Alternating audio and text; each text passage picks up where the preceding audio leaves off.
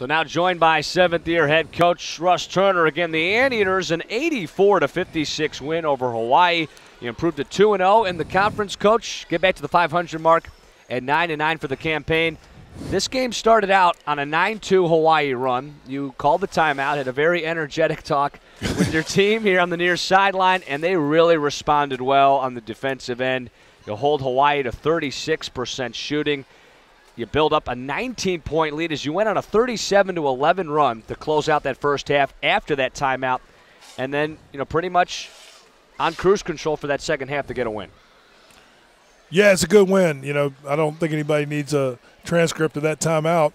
I didn't think we had good energy to start the game. It was a weird thing with the clock not working right or whatever. Yeah. We stood around, but we've I didn't think we were energetic. I didn't think we were attentive to our game plan. I didn't think we were into it. And that's disappointing to start that way.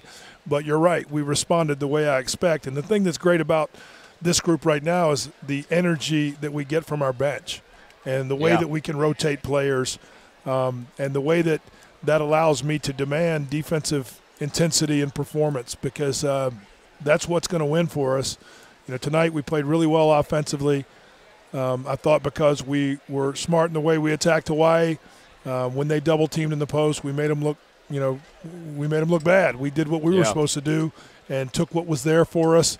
Then that put them in a bind, and we controlled the game with our inside dominance, I thought. So that was the game plan. And, what it felt like is over the course of this game, we did what we said we were going to do. So I'm pleased with that and excited to get off to a 2-0 start, but all we've done is win at home, and the championship will be determined by who can perform at a high level on the road. We'll get a chance to do that next week on Thursday. Yeah, you got Santa Barbara next on the Central Coast, but you talk about the dominance inside. Tommy Rutherford, 3 for 3 for 9 points. Giannis Demokopoulos into double figures in his second straight game. Giannis was really good again. Yeah.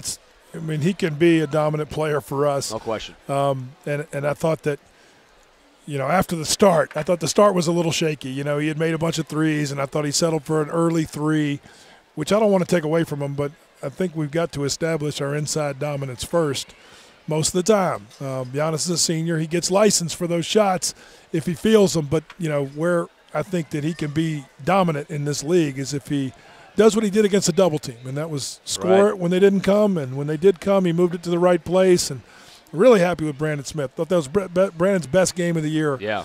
Maybe best game of his career. And, Brandon is a defense and rebounding and an athleticism player that often is maybe unappreciated around here, but the numbers that we can produce on defense are because of guys like him who do their role over and over again. And, I mentioned Brandon. I want to mention Galloway too because those guys often don't score a lot, but our team's good right now when we're good because of the way we defend.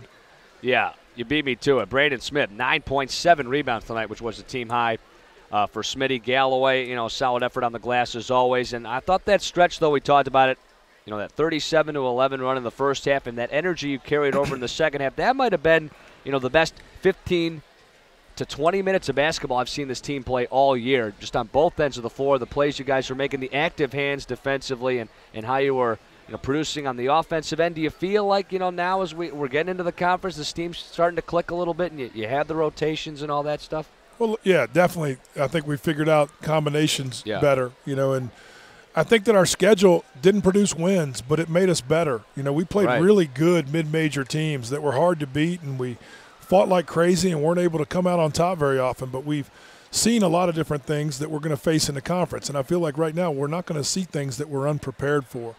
Tonight we knew we were going to get post doubles if we did what we thought we could do, and we handled them really well. Tonight we knew we were going to get, hard hedging on the pick and roll. I didn't think we handled it very well early, but as the game wore on, that wasn't a strategy that they could sustain because we executed better than we have against teams earlier in this year that have done that. So, I do think we're getting better. I think we're getting better in a lot of different ways. I was pleased to see the way our zone was. Even though we haven't had to go to that much, I like that we could go to that at one point in the second half with a veteran group and be really efficient in it. I think it's important for our team that we be able to change defenses, and I thought we executed really well in the few possessions we tried to trap them and press them tonight too. So we're getting better in a few different areas, but we're not going to celebrate that. We're going Right. to try to keep getting better, and we know that this conference championship is going to be a 16-game, marathon.